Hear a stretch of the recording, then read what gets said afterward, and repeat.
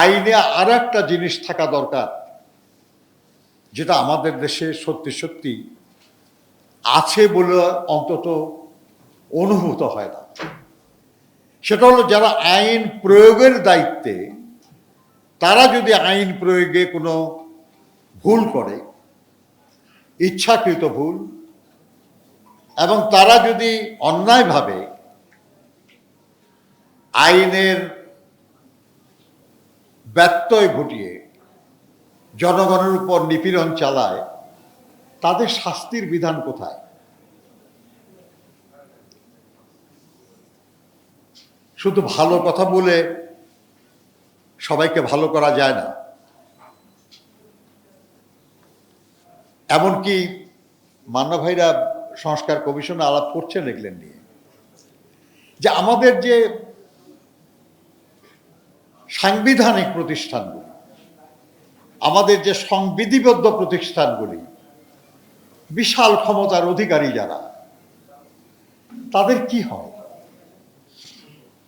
হয় তারা পদত্যাগ করে, কিংবা তাদেরকে অবসর দেওয়া হয়। কিন্তু একজন সাধারণ মানুষ একটা দেশের বা অন্য একটা মানুষের কতই বা ক্ষতি করতে পারে। বান্ডেল থাকলে প্রতি সেনমানিতে টাকা বাঁচবে। বিকাশ সেনমানি বান্ডেল কিনে জিতুন প্রতি লেনদেনে। কিন্তু যারা বড় বড় পদে বসে আছে, যারা বড় বড় দায়িত্ব পালন করছে, তারা তো এই দেশ এবং দেশের মানুষের অনেক বড় ক্ষতি করতে পারে। তাহলে এর প্রত্যেকটা প্রতিষ্ঠানের ব্যাপারে এই যে সুরক্ষা আইন, এইসব আইনের যারা কার্যকর করবে, প্রত্যেকটা ব্যাপারে যারাই ক্ষমতার অধিকারী হবে রাষ্ট্রের মাধ্যমে, তাদের প্রত্যেককে দায়বদ্ধ এবং জবাবদিহিতার আওতায় আনা। আর সে কারণেই তারা যদি তাদের দায়িত্ব পালনে অবহেলা করে কিংবা অপরাধমূলক কোনো কাজে যুক্ত হয়, তাহলে তাদের জন্য শাস্তি হয়, সেই বিধানও যেন প্রত্যেক আইনে থাকে, এরকম একটা দাবিও আমাদের থাকা দরকার। আর না হলে আইনের ভাষা যত সুন্দর করি, আমাদের যত আকাঙ্ক্ষা আমাদের আইনের কাগজ বলছি আমি, লিপিবদ্ধ করি, এর দ্বারা সাধারণ মানুষের কল্যাণ হবে না। প্রিয় সহকর্মীগণ, আমরা এই বাংলাদেশের মানুষ ভাষা আন্দোলনে জীবন দিয়েছি, স্বায়ত্ত শাসন, ৬৯-এর গণভুত্থান, ৭১-এর মহান মুক্তিযুদ্ধ, ৯০-এর ছাত্র গণভুত্থান এবং এই ২৪-এর জুলাই আগস্টের আন্দোলন, গণভুত্থান, অনেক অনেক জীবন দিয়েছি আমরা। মুক্তিযুদ্ধে লাখো মানুষ জীবন দিয়েছি, বিভিন্ন আন্দোলনে হাজার হাজার মানুষ জীবন দিয়েছি। জাতিসংঘের রিপোর্ট অনুযায়ী গত ১৫ বছরে ১৭০০-রও বেশি মানুষ গুম হয়েছে।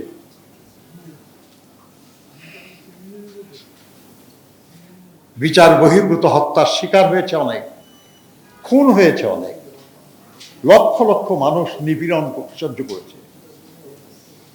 এত কিছু করার পরে আমাদেরকে আলোচনা করতে হয় এমন বিষয় নিয়ে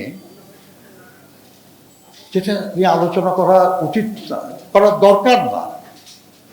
অসঙ্গতি নিয়ে আলাপ করতে হবে কেন? আমাদের যারা দায়িত্বে আছেন তারা অসঙ্গতি করবেন কেন?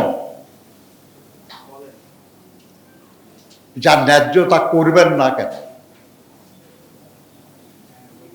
বন্ধুরা, আর কত জীবন দেবে এই দেশের মানুষ, আর কত লড়াই করবে এই দেশের মানুষ? মানুষ প্রাইমারি স্কুল থেকে হাই স্কুলে উঠে, হাই স্কুল থেকে কলেজে যায়, কলেজ থেকে বিশ্ববিদ্যালয়ে যায়, আস্তে আস্তে মানুষ উন্নত হয়, আস্তে আস্তে মানুষের পরিবর্তন হয়, ইতিবাচক পরিবর্তন। আর আমরা বারবার যেন সাপ লুডুর মতো অনেক দূর আগে যাই, আবার সাপে কেটে নিচে চলে আসি, আবার আগানোর চেষ্টা করি।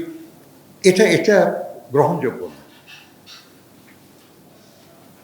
আমাদের এখানে অনেক সংগ্রামী নেতৃবৃন্দ আছেন, আমি আশা করব যে শুধু এটা একটা মজা যে বাংলাদেশে এখন সবচেয়ে গুরুত্বপূর্ণ যে কর্মকাণ্ড চলছে সেটা হলো ঐক্যমত্য কমিশনের কাজ। অনেক বিষয় নিয়ে আলোচনা হচ্ছে, কিন্তু যে বিষয় নিয়ে আজকে আলোচনা, এই নিয়ে তো কোনো আলোচনা নাই সেখানে। তার মানে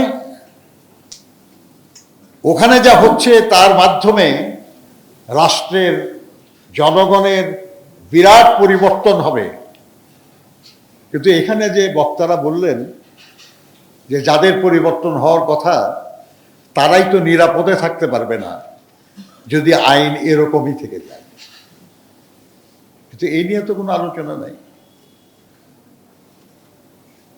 আই এম সরি, এইভাবেই চলছিল, চলবে বা চলতেছে, আগামীতে যাতে না চলে সেই জন্য আমাদের সচেতনভাবে কাজ করতে হবে, এগিয়ে যেতে হবে।